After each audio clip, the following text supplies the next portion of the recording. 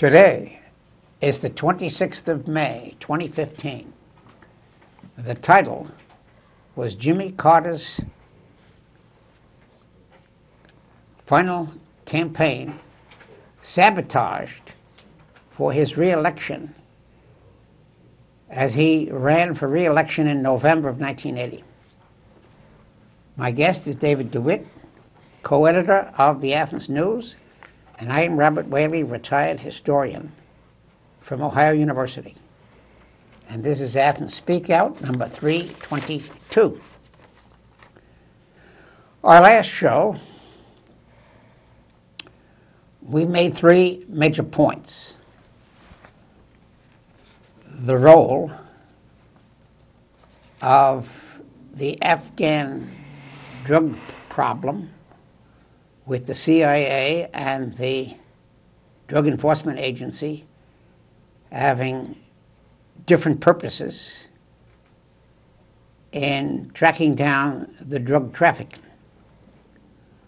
Our second point is that Carter wanted to rescue the 52 hostages from the Iranian revolutionaries and sent 8 helicopters in April of 1980, which failed as a military operation. And the third point was that the intelligence wars of Richard Nixon were underestimated by the media, and they emphasize the military and underplay politics and economic causes of the lost wars in Indochina. And the failure of generals and the CIA, General Westmoreland and General Creighton Abrams, in both Nixon and Johnson's administration, and a terrible CIA operation known as Operation Phoenix failed miserably in setting up concentration camps in Vietnam. So the CIA does not have any reputation at all for success before Jimmy Carter's administration. So Carter's helicopters failed, but it was a risky operation to begin with. And then we spoke about Ted Koppel, who was digging his claws into seemingly Carter's appeasement policies. And some people think that Koppel was a clever TV star, but Jimmy Carter underestimated the deep diplomatic military problems of the complicated Middle East wars among many powers.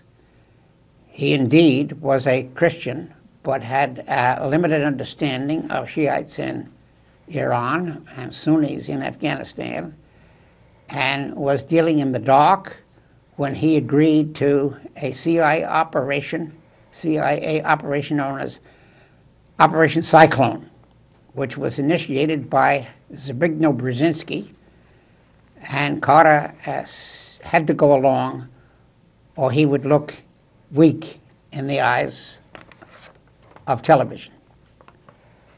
So the conclusion is that Ted Koppel was very effective as a propagandist, and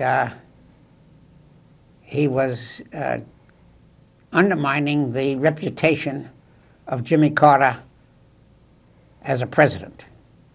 And that had grave consequences for the future, because there was a drop-off in the Jewish voters for Carter's re-election. Only 60% of the Jews voted for his re-election, while Hubert Humphrey had 80% of the Jews in his election And of course, Roosevelt had 90% of the Jewish vote. So Koppel was a very subtle propagandist. And he stuck pins in Jimmy Carter every day for 444 days, deflating his reputation.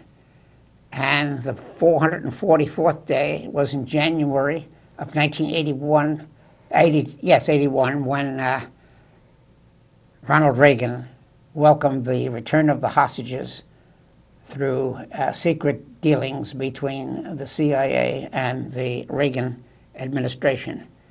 And many of the friends of Carter blame the neoconservatives.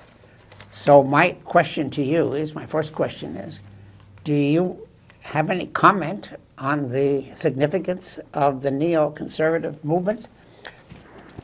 Well, that's when I think the neoconservative movement was just getting off the ground in the 70s and really came into its own during the Reagan administration. Well, it got stronger in the Reagan administration, that's clear. Yeah. But I think that its origins are much earlier. Yeah, well, as I understand it, it was kind of a reaction to the countercultural new left of the 60s and early 70s and the candidacy of the George McGovern.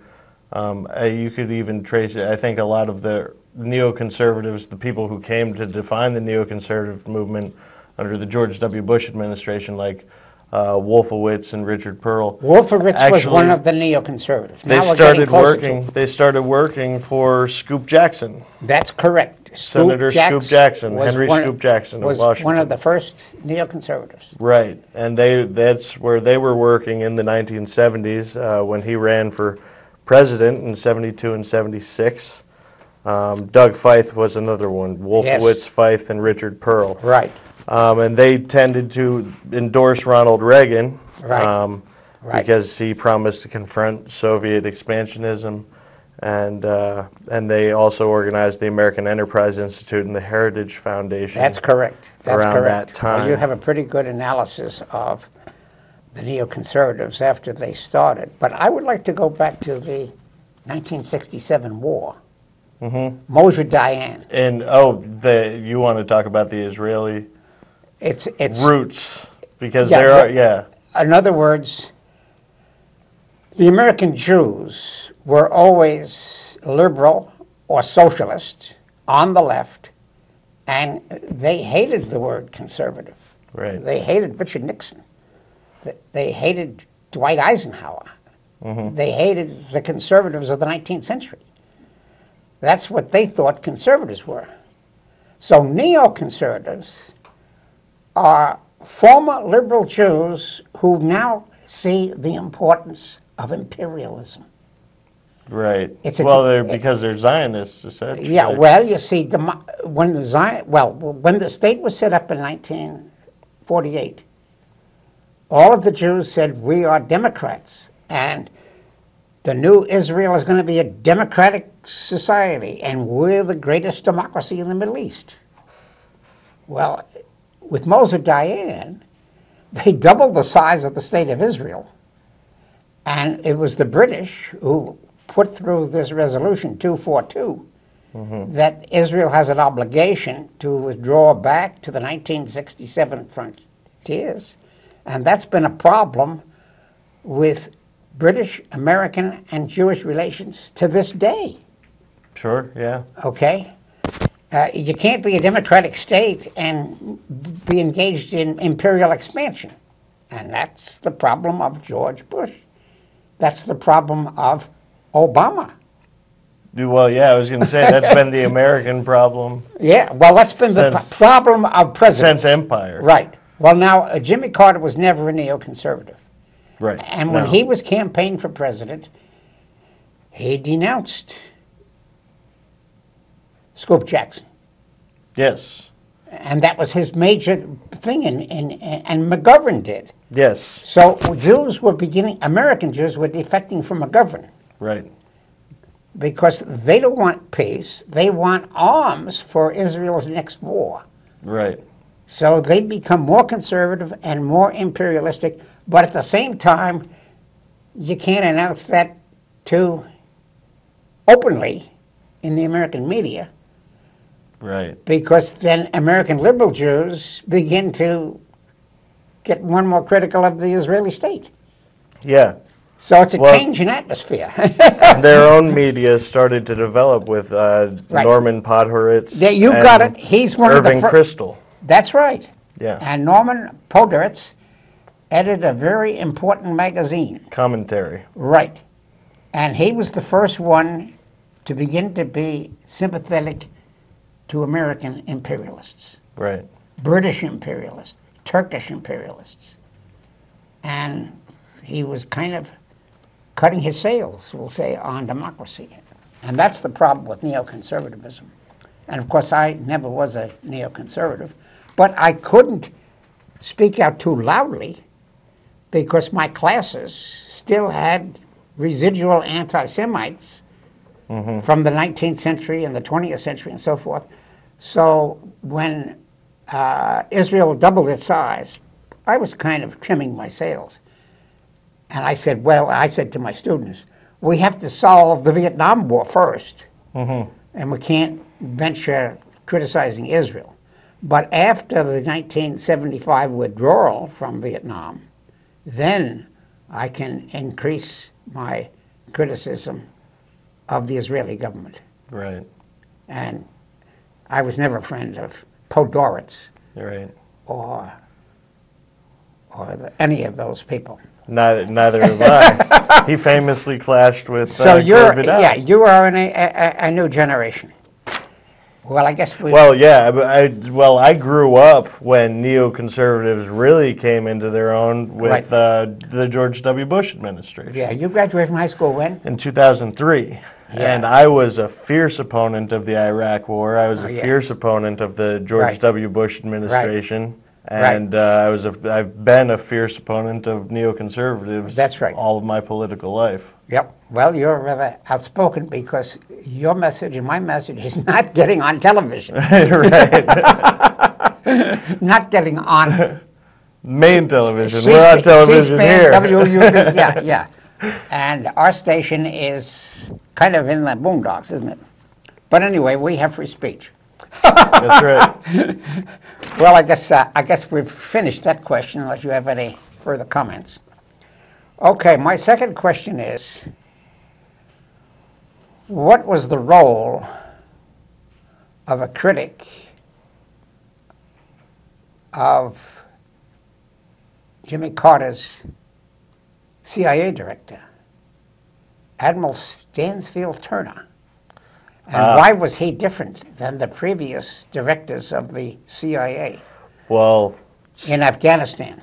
in Afghanistan. Yeah. Well, that's interesting. Well, just to get a base, Stansfield Turner was Jimmy Carter's man. He appointed him. He appointed him to direct the CIA, and he came in, and they had plans to overhaul the CIA and how the CIA operated. They called it the Halloween Massacre, I believe. And this is where Turner, under Carter, as director of the CIA, gutted 20% of the CIA's clandestine activities. I think there were, I have the number here, some 800 operatives who were cut from CIA operations under Turner's administration. They wanted to overhaul the entire way that the CIA operated. Right. They wanted That's to very eliminate a lot of the clandestine That's right. activities of the CIA. Very good. Well, you've more or less hit the spots, the high spots. But I'm interested in what you mean about Afghanistan specifically. Well, the problem was Zbigniew Brzezinski went to Carter and said, we're going to have to launch Operation Cyclone. Right. And this is the operation in Afghanistan And to draw Turner the was Soviet not Union. enthusiastic about that.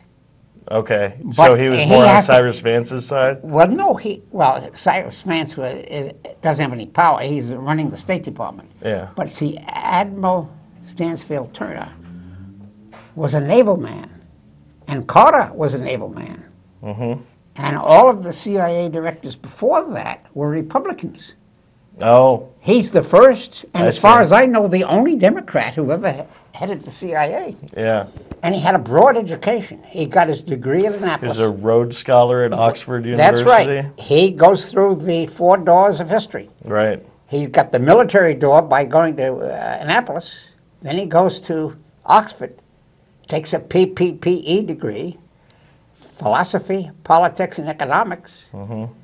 And he also got a liberal arts degree, a political science degree in the United States.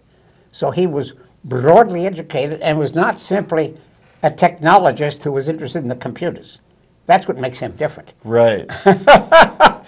Yeah, he's got the education all over the humanities there. But Carter then and Stansfield Turner were kind of fading doves in the last year of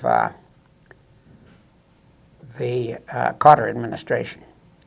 Well, yeah, And there was a both lot of of them internal were resentment. critics of William Casey, the inside appointment of the old OSS, who had been there in World War II and was operating under George Bush 41.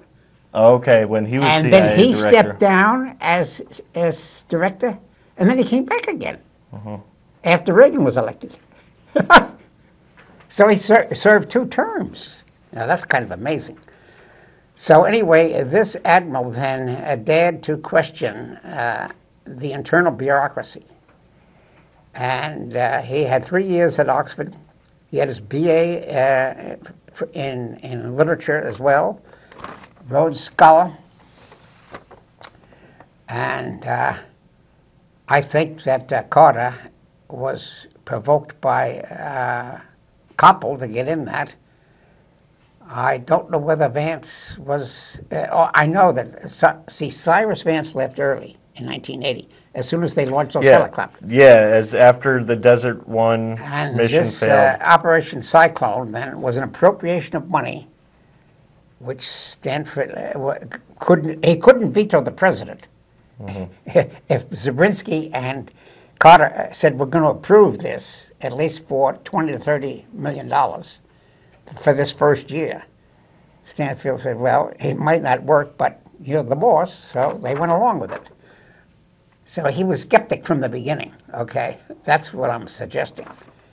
And then he became more skeptical after Reagan wins.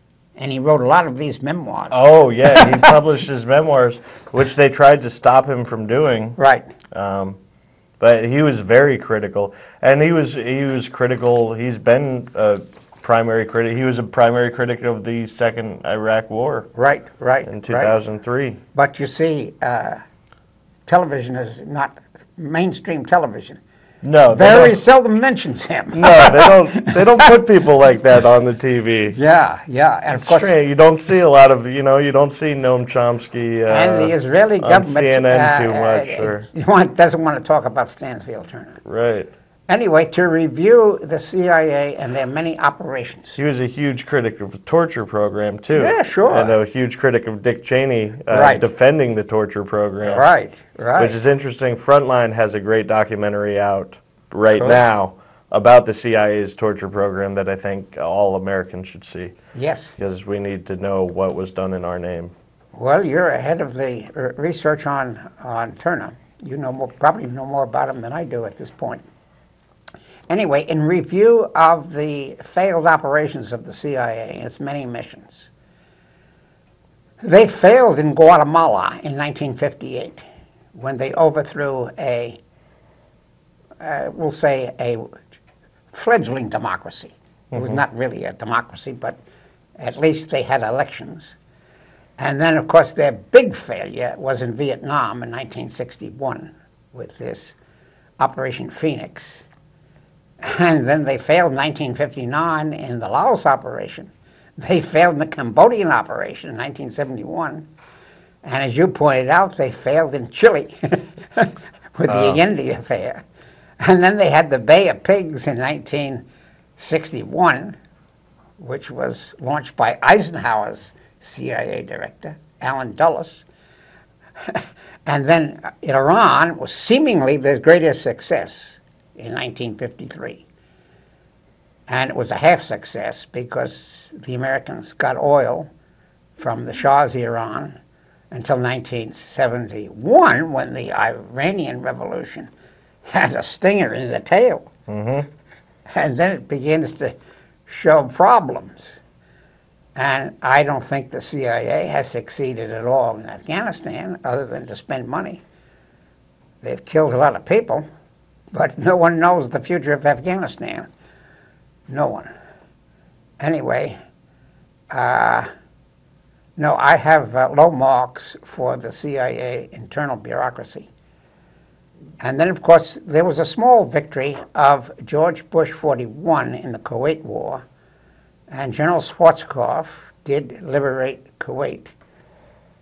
But the CIA doesn't seem to play much of a role. That seems to be a strictly American blitzkrieg of tanks and aircraft and traditional military procedures, which got Saddam Hussein out of Kuwait. But then the hawks in the CIA said, well, why don't we go on and get rid of Saddam Hussein? And that's where the CIA gets into a new war under Bush 43. So anyway, Admiral, here's another interesting thing about Admiral Turner. Like Jimmy Carter, he had ties to traditional Christianity. He was a member of the Christian Science Church. And he had a moral, ethical compass beyond the amoral operations of the CIA. Now, John F. Kennedy was a liberal critic, and Jimmy Carter was a liberal Baptist. And George McGovern was another lost cause in 1972, and he too had ethical standards. He had a Methodist seminary degree, and then he went to Northwestern for history, and he majored in history, and he knew a lot about the history of communism, the Soviet Union, and modern China, but his advice fell on deaf ears in the Nixon administration. And that was another lost campaign for peace. So peace is a hard program to sell, and war is very easy to sell on the mass media. I think that's the lessons of what we're saying about Turner's short-term stay at the CIA.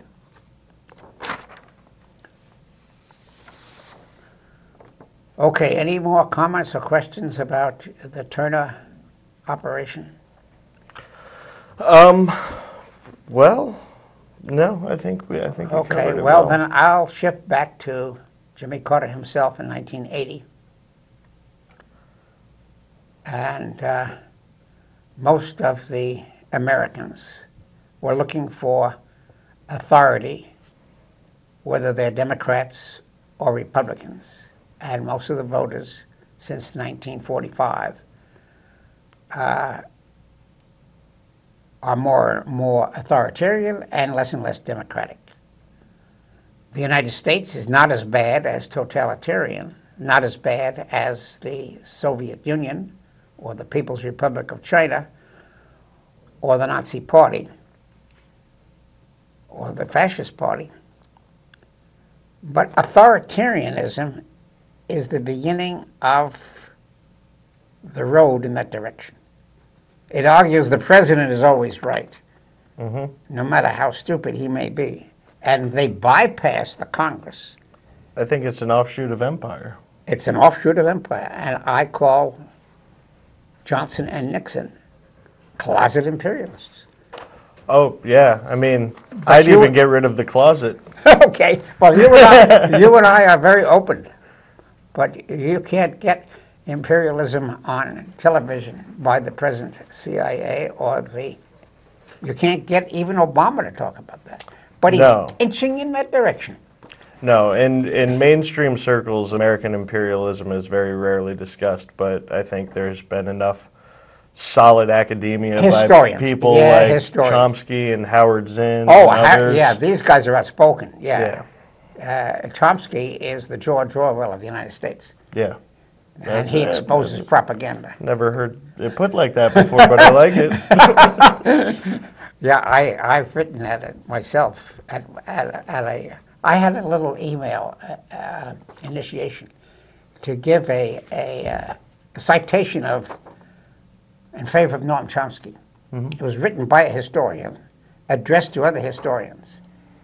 And I said, I hereby endorse Noam Chomsky as a protege of George Orwell, and we should pay more attention to Noam Chomsky. I absolutely agree with that.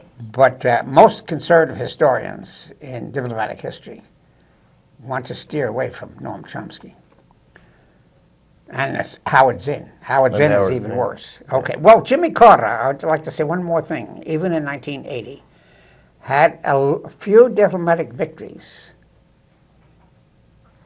He went to the United Nations General Assembly and got a vote of 104 to 18, which condemned Soviet Union's infiltration of Afghanistan. And Carter got support for Afghanistan, at least in theory, supporting freedom in Afghanistan. So Jimmy Carter was not completely defeated in 1980, although the Operation Cyclone was undermining it.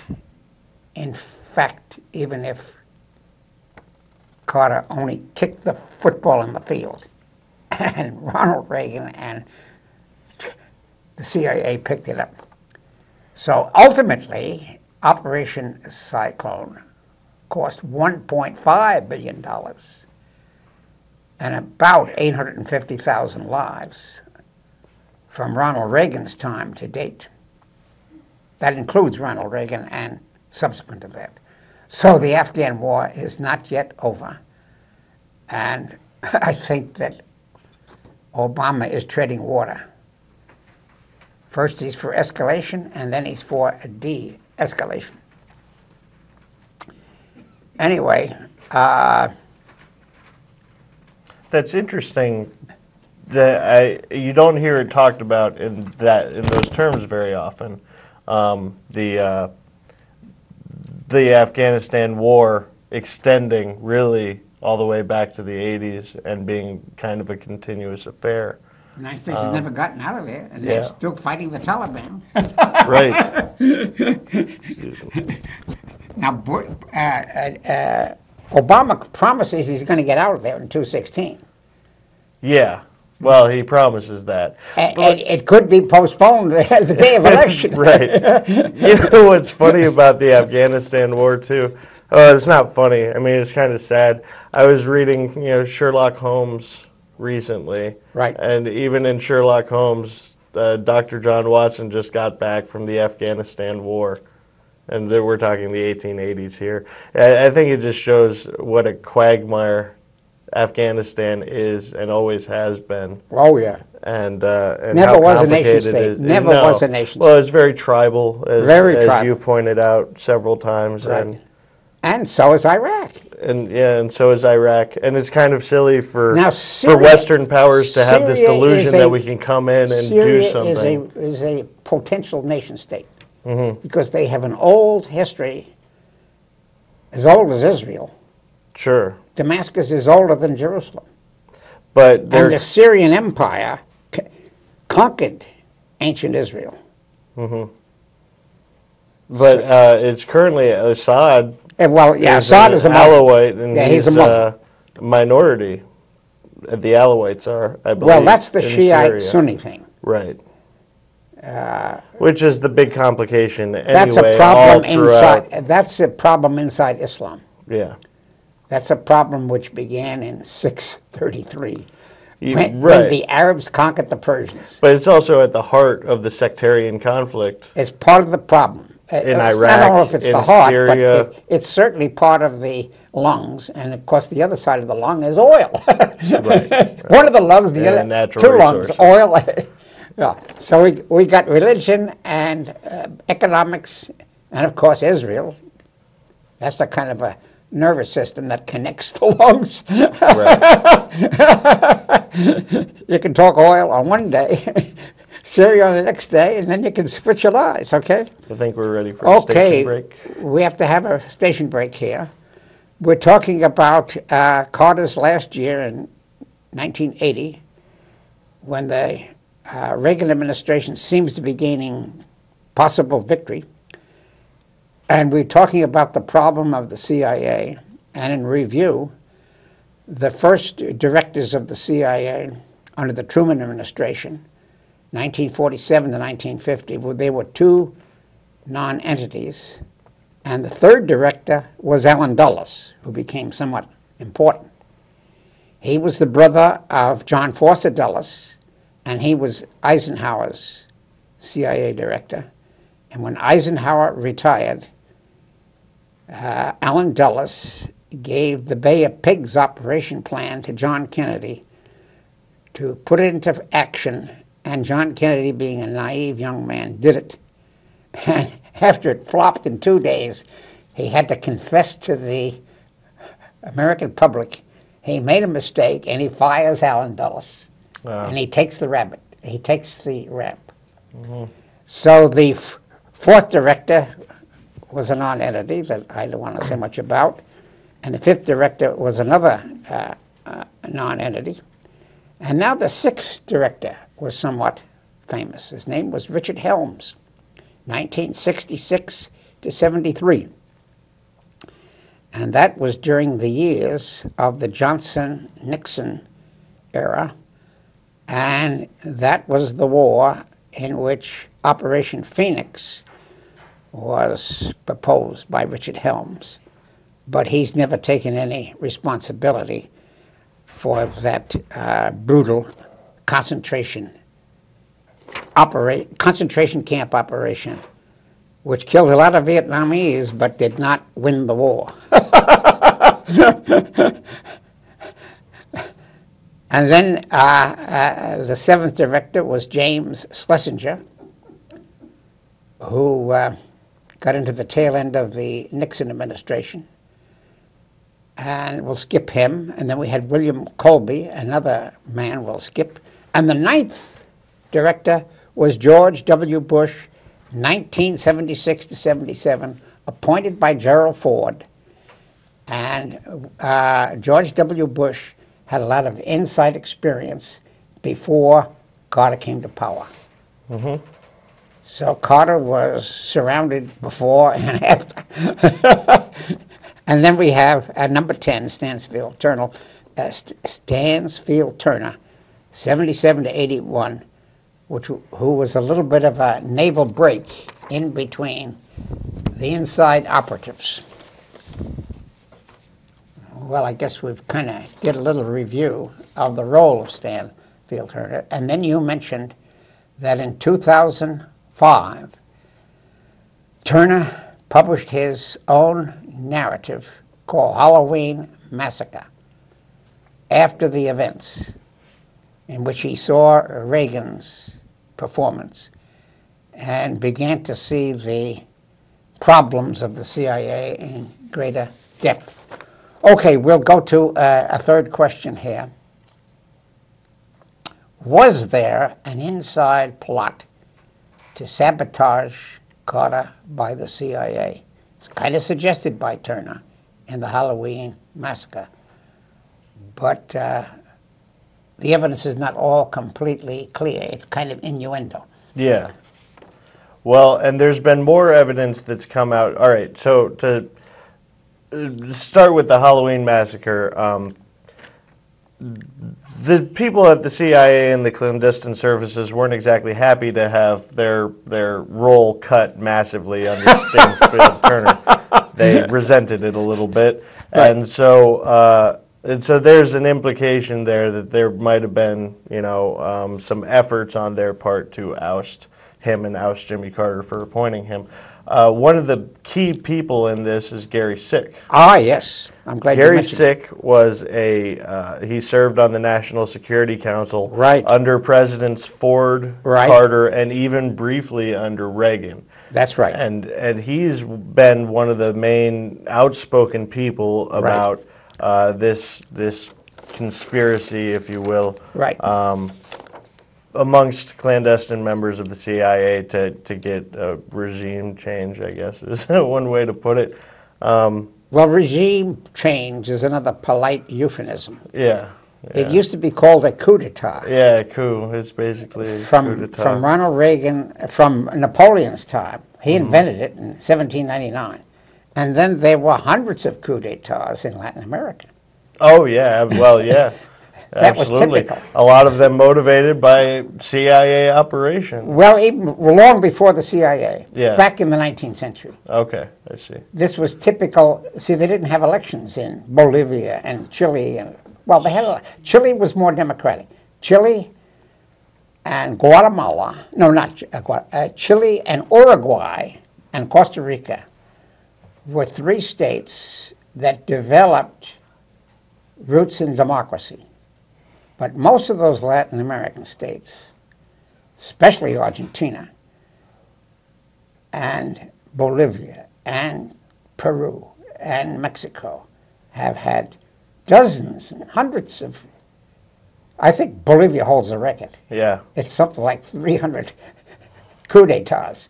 So one colonel comes in, shoots the other colonels, but there's no basic change of the economic structure. Right. It's just the people holding the reins. Just that's an internal substitute for election. Well, with John Kennedy wants to be a liberal, and he launches a new democracy for the hemisphere. Mm-hmm. And he says we have to have elections. We have to have elections everywhere in Latin America. And that was called the Progress. What was it called? I forgot it. It wasn't good neighbor policy, but Roosevelt had the good neighbor policy. Right. And Clinton called it, Jack Kennedy called it Alliance for Progress, Latin America. Let's have elections. Let's get rid of the coup d'etat. And then coup d'etat became a bad name. Mm-hmm. And the ones that came later were named by the CIA as regime change. Right. That's another propaganda invention.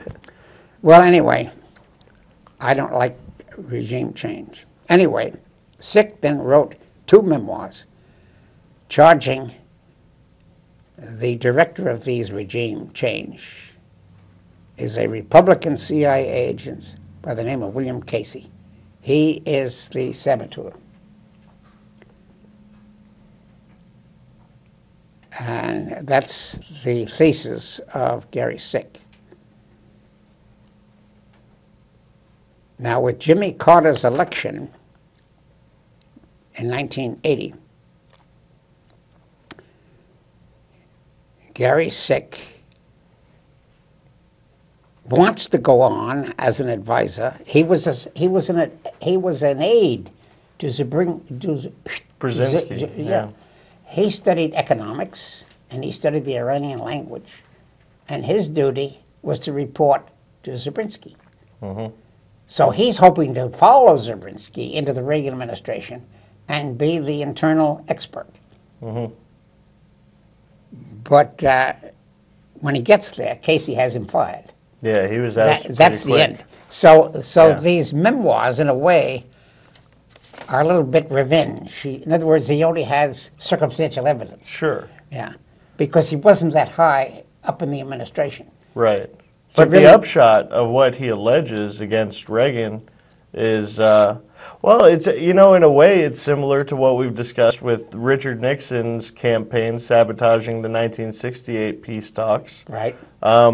The allegation, it's called the October Surprise conspiracy theory. Right. And what it is that the first thing to recognize is that Carter was dealing with this Iranian hostage situation for 444 days. Right. And I think it was the day after Reagan's inaugural address, all of a sudden Iran releases the hostages. Right. And so this, I mean, people are happy, but other people are like, wait a second. How is This it done? timing's kind of weird. You know, Reagan Yeah. just got in there and all of a Right. sudden. So the conspiracy theory is that the Reagan campaign had somehow coordinated or That's right. undermined Carter so that he was unable to pull off an October surprise and release these hostages Right. before the election in November Right. and pull off a re-election. So the allegation is that Reagan's campaign undermined this Right. and prevented the release of the hostages. Correct. And there is a religious dimension to this. Gary Sick came from Kansas. He studied economics at George Washington University in D.C. George Washington University has mostly Protestants and Jews and secularists in their university. And Washington, D.C. also has two well-known Catholic universities, Georgetown University and Catholic University of America, which is the official Catholic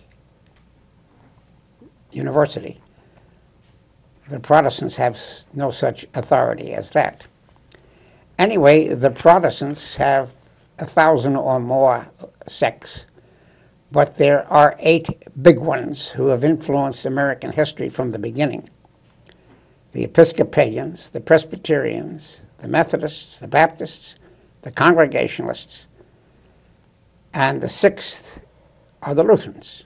These big 6 elected 34 presidents before John F. Kennedy, the 35th president, who was elected in 1960 and was shot in November of '63. We've not had a Catholic president since. And John Kennedy was a well-known liberal who emphasized his Harvard connection and appointed a lot of Unitarians to his administration.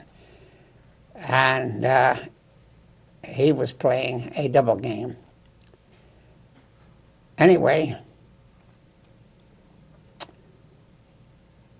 the earlier presidents, I mentioned 6. There are 2 other sects that have great moral influence, but not very many members, the Quakers and the Unitarians. And they are trained more in philosophy and history and literature and are less dogmatic.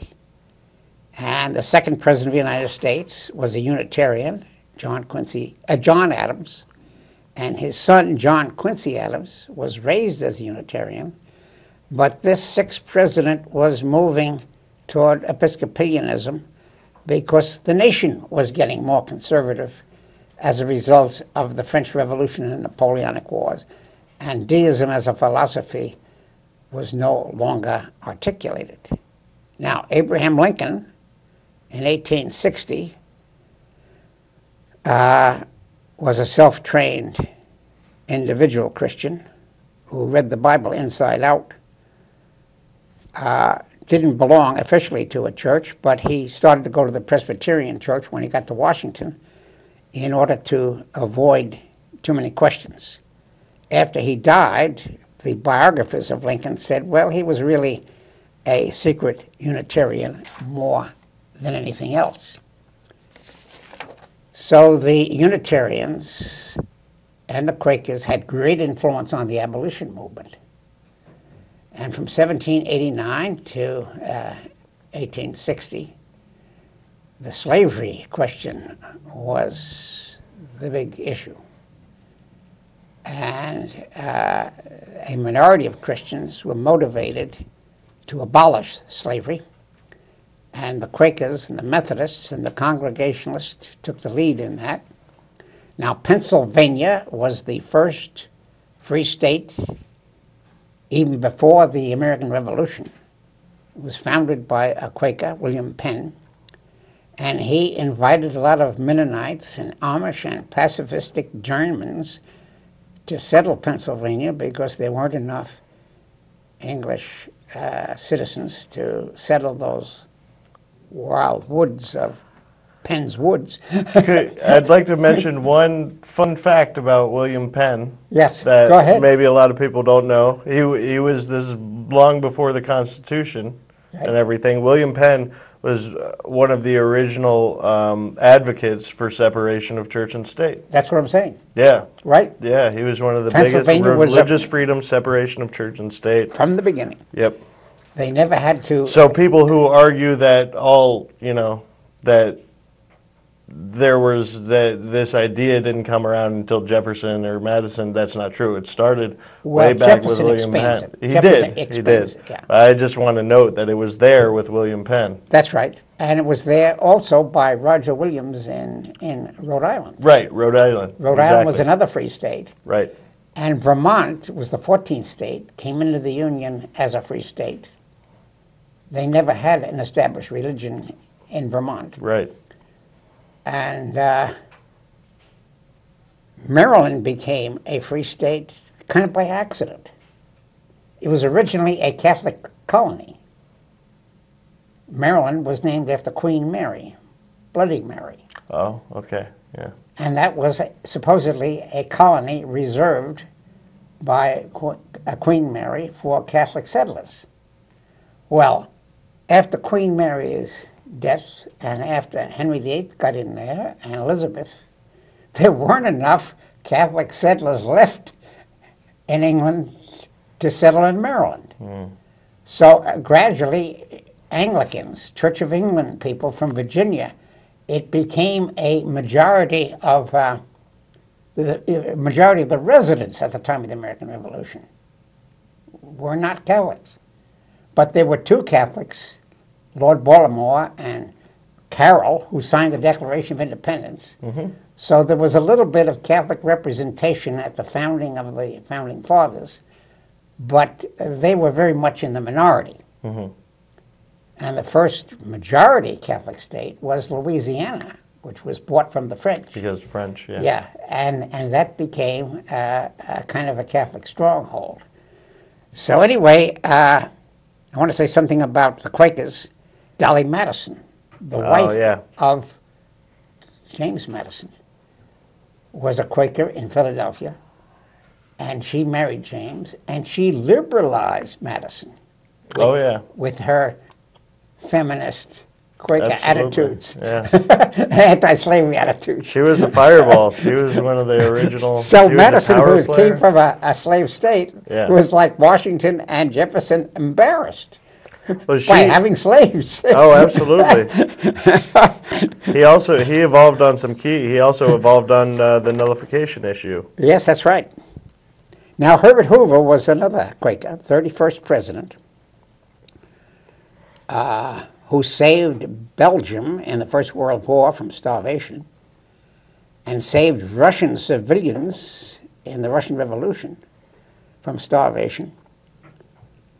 And the Quakers and the Unitarians have been friends of peace from the 1750s to the present day, and they have a kind of a free moral interpretation of the New Testament.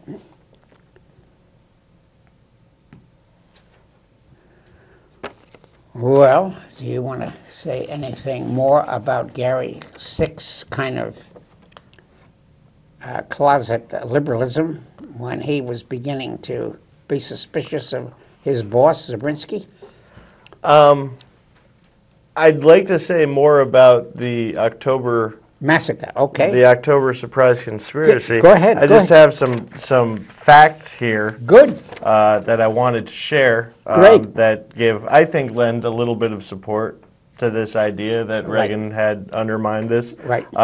I was actually wrong. It wasn't days after his inaugural address that Iran announced the release of the hostage. It was 20 minutes. 20 minutes. 20 minutes after Reagan's concluded his inaugural address, the Islamic Republic of Iran announced the release of the hostages. Right.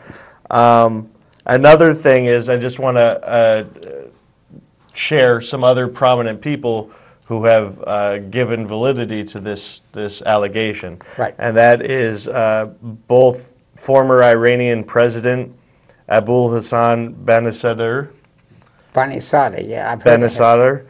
and former Israeli Prime Minister Yitzhak Shamir, as well as Gary Sick, and also former Reagan-Bush campaign and White House staffer Barbara Honegger. So, Well, I never heard of Barbara Honegger. I have heard of this Bonnie Sadr. yeah. So that's the leader of Iran, the leader of One Israel. of the leaders of Iran. But One of the leaders of Iran. problem One of with- the leaders of Israel. Right. Gary Sick from the National Security Council and a Reagan-Bush White House staffer have all said that these Okay, allegations well, the are problem true. with Bonnie Sadr is that after the Shah left and they set up this Iranian Islamic Republic, nobody With the really Ayatollah knows Khomeini at the top. what Bonnie Sadr was trying to do. Was he trying to become an agent of the American oil people? Was he trying to be an agent of the CIA? And what was his relationship to the Ayatollah? That's all hidden in the Iranian archives. Sure. So So his motivations could be questionable. yeah, his motivations are questionable, but he eventually defected to the United States. And I read some of his articles in the New York Review of Books, and he taught in American universities. So he defected from the Ayatollah after he saw how fanatic, religious fanatic he was. So he was a kind of a secularist who was in a way sympathetic to the Shah, but when the Shah was gone, he thought maybe you can collaborate with the Americans, because he was interested in oil and business as usual, and not interested in a long provoked war with Iran and Iraq and Afghanistan and Israel and so forth and so on. So anyway, it's evidence, but it's not conclusive.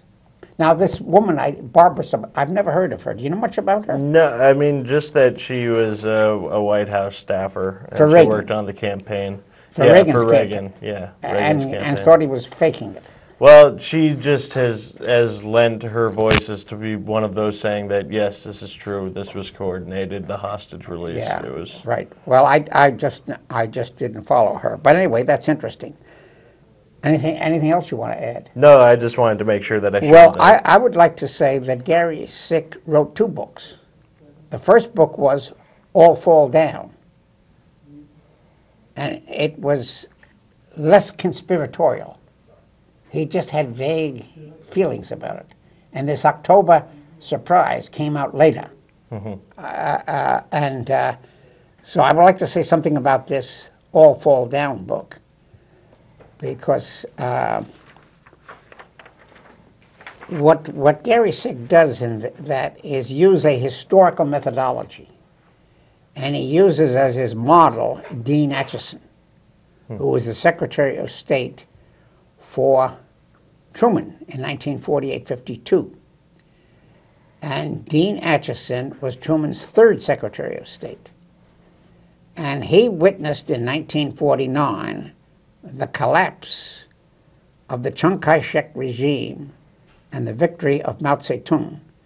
And then Dean Acheson was raked over the coals by the Republicans, Richard Nixon and Joe McCarthy, for having lost China.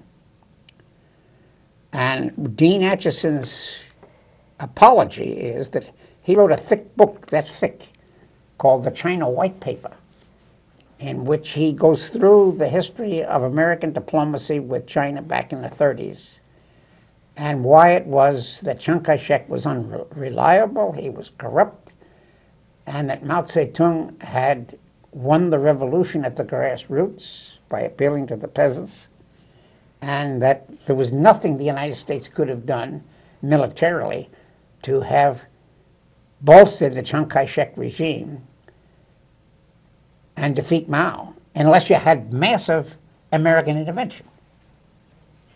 So Acheson then was caught in a big China society with 400 million people. We only got 2 minutes to go. And the thesis of Gary Sick's first book is, well, Iran was too big, 38 million people. No matter how many CIA agents, you can't control this. Yeah. There are too many Muslims in the world. Well, I guess we'll have to stop at that point. Okay. And we'll have to continue next time. Sounds good. We have to keep this debate going. Absolutely. Would you like to have a minute to summarize what we've done today? Well, sure, yeah. Well, we've talked about the origins of the neoconservative movement, and we've talked about the CIA and how it was directed under Jimmy Carter and what happened in the 1980 election and the allegations of conspiracy. And I think that the point that I would emphasize is that it's always important to check your assumptions at the door and do the research for yourself and look into things and find the deeper story, because there almost always is a deeper story than whatever's distributed at the mass level. And I congratulate you as a journalist who is gradually becoming a future historian. Thank you so much. That's a I nice hope compliment. that when you retire from journalism, you write your own history book. Me too. Me too. Thank you for Come having again, me, Professor. and we have to keep this debate going. Our slogan is, debate is the oxygen of democracy. That's right.